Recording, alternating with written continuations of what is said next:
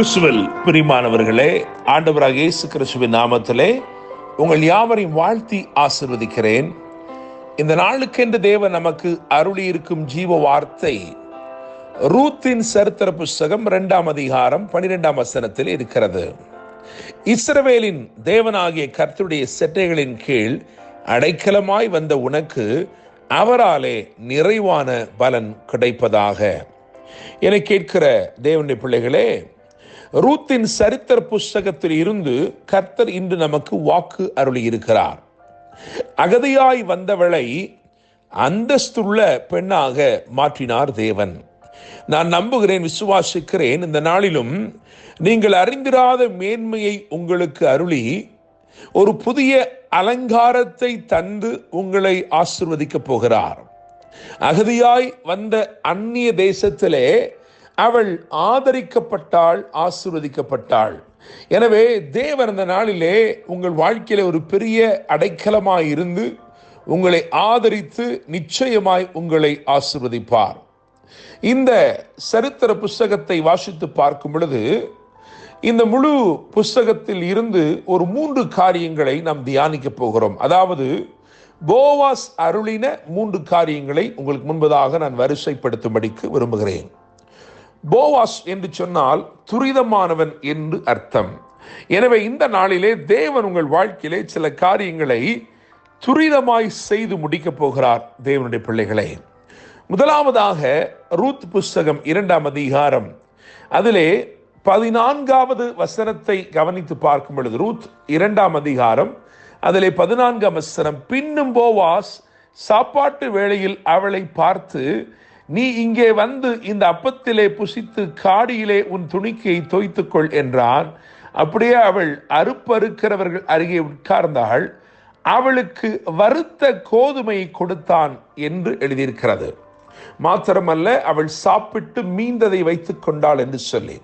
என கேட்கிற தேவனுடைய பிள்ளைகளே, இவர்கள் மோவாப் தேசத்திலிருந்து புறப்பட்டு இவர்கள் பெத்லெகேமுக்கு வந்து சேரும்போது 1ஆம் அதிகாரம் 22ஆம் வசனத்தை வாசித்து பார்க்கும் பொழுது வார்கோதுமையின் அறுப்பு காலமாய் அது இருந்தது. எனவே கோதுமை என்பது முடிந்து போன ஒரு அறுப்பு, முந்தின காலத்தின் அறுப்பு. இப்பொழுது போவாஸ் அவளுக்கு அருளுகிற ஆசீர்வாதத்தை பாருங்கள். விசேஷமான ஒரு நன்மை, அதாவது அரிதானதை, அந்த அரிதான நன்மை எடுத்து கொடுக்கிறார். பசி நேரம், அவளிடத்திலே போதிய ஆகாரம் இல்லை. அவள் இப்பொழுதுதான் பச்சையானவைகளை அவள் கொய்திருக்கிறாள். அறுக்கிறவர்கள் பிறகே சிந்தினவைகளை பொறுக்கிக் கொண்டுதான் இருந்தாள். எனவே அவளிடத்தில் விசேஷமான ஒன்றும் இல்லை. ஆனால் போவாஸ் அவளுக்கு அரிதானவைகளை, விசேஷமானவைகளை, வறுத்த கோதுமை கொடுத்தான் என்று எழுதியிருக்கிறது. நான் நம்புகிறேன், விசுவாசிக்கிறேன், இந்த நாளிலே உங்கள் வாழ்க்கையிலும் விசேஷமானதை கர்த்தர் எடுத்து கொடுக்க போகிறார். ஒருவேளை நீங்க நினைக்கலாம், நான் இந்த காரியத்தை இழந்து விட்டேனே, அந்த சீசன் என் வாழ்க்கையில முடிந்து விட்டதே நினைக்கலாம். ஆனால் நீங்கள் எதை இழந்து விட்டோம் நினைக்கிறீர்களோ அதிலிருந்தே விசேஷமான ஒன்றை அருளுகிறார். என கேட்கிற தேவனுடைய பிள்ளைகளே, பாருங்கள், வார்கோதுமையின் காலம் வந்துவிட்டது, ஆனாலும் வறுத்த கோதுமையை கொண்டு வந்து அவன் கொடுத்தான் என்று எழுதியிருக்கிறது. எனவே நீங்கள் திருப்தி அடையும்படிக்கு அரிதான நன்மைகளை கொண்டு உங்களை தேவன் திருப்தி செய்கிறார். இரண்டாவதாக ரூத்தின் புஸ்தகம் அதிலே 3ஆம் அதிகாரம் 15ஆம் வசனத்தை கவனித்து பார்க்கும் பொழுது, அவன் அவளை நோக்கி, நீ போர்த்து கொண்டிருக்கிற போர்வை விரித்து பிடி என்றான். அவள் அதை பிடித்த போது அவன் அதிலே 6 படி வார்கோதுமையை அளந்து போட்டு அவள் மேல் தூக்கிவிட்டு பட்டணத்துக்கு புறப்பட்டு வந்தான் என்று எழுதியிருக்கிறது.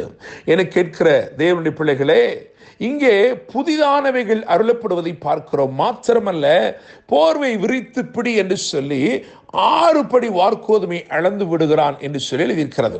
என கேட்கிற தேவனுடைய பிள்ளைகளே, அதுவரைக்கும் அவள் வேலைக்காரிகளின் பிறகே அவர்கள் அறுத்ததில் இருந்து அல்லது அவர்கள் அறுத்ததிலிருந்து சிந்தனைகளை மாத்திரம் பொறுக்கிக் கொண்டிருந்தாள். ஆனால் இப்பொழுதோ அவள் களத்திற்கு வந்திருக்கிறாள். அந்த களத்திலே ஒருவர் ஒருவருக்கு தெரிவதற்கு முன்னே என்று எழுதியிருக்கிறது. அவளுடைய முந்தின நாட்களிலே அவள் ஒரு நாள் முழுவதும் வேலை செய்து அவளுக்கு என்ன கிடைக்குமோ அதை தட்டி அடித்தால் ஒரு மரக்கால் மாத்திரமே அவள் பார்க்க முடியும். ஆனால் இப்பொழுது இன்னும் பொழுது விடியவில்லை, ஆனால் புதிதானவைகளை போர்வை நிறைய பெற்றிருக்கிறாள். என கேட்கிற தேவனுடைய பிள்ளைகளே, அப்படியாக தேவன் இந்த நாளிலே புதிதானவைகளை கொண்டு உங்களை திருப்தி செய்ய போகிறார். இது நீங்கள் தேடிக்கொண்டதல்ல, இது உங்களுக்கு அருளப்படுகிற ஆசீர்வாதமாய் இருக்கிறது. தேவன் ஒரு வித்தியாசத்தை ஏற்படுத்தும்படிக்கு விசேஷமானவைகளை புதிதானவைகளை கொண்டு உங்களை ஆசீர்வதிக்க போகிறார். மூன்றாவதாக ரூத்தின் புஸ்தகம் 4ஆம் அதிகாரம் 13ஆம் வசனத்தை பார்க்கும் பொழுது இங்கே வாழ்வளித்த போவாஸை பார்க்கிறோம். இப்பொழுது போவாஸ் அங்கே ரூத்தை திருமணம் செய்து கொண்டு அவளுக்கு தன்னை முழுவதுமாய் அர்ப்பணிக்கிறதை பார்க்கிறோம். இதுவரைக்கும் அவள் வேலைக்காரியாய் இருந்தால் இப்பொழுது அவள் எல்லாவற்றுக்கும் உரிமையாளராய் மாறிவிட்டாள். தேவனுடைய பிள்ளைகளே, பெரிதானவைகளை அவன் அருளினான் என்று நான் சொல்ல விரும்புகிறேன். என்னை கேட்கிற தேவனுடைய பிள்ளைகளே, அரிதானவைகளை அருளினான், புதிதானவைகளை அருளினான், பெரிதானவைகளையும் மகிமையானவைகளையும் அருளினான். தேவனுடைய பிள்ளைகளே, எனவே நான் நம்புகிறேன், விசுவாசிக்கிறேன், இந்த நாளிலே ஆண்டவர் நமக்கு வாக்கு பண்ணி இருக்கிறார். இஸ்ரவேலின் தேவனாகிய கர்த்தருடைய செட்டைகளின் கீழ் அடைக்கலமாய் வந்த உனக்கு அவராலே நிறைவான பலன் கிடைப்பதாக என்று வாக்கு பண்ணி இருக்கிறார். அந்த நிறைவான பலனிலே அரிதான நன்மைகள் இருக்கிறது, புதிய நன்மைகள் இருக்கிறது, பெரிய காரியங்களும் இருக்கிறது. கர்த்தர் தாமே இந்த வார்த்தைகள் மூலமாய் உங்களை ஆசீர்வதிப்பாராக. என்றும் அன்புடன் pastor Daniel Moses. God bless you.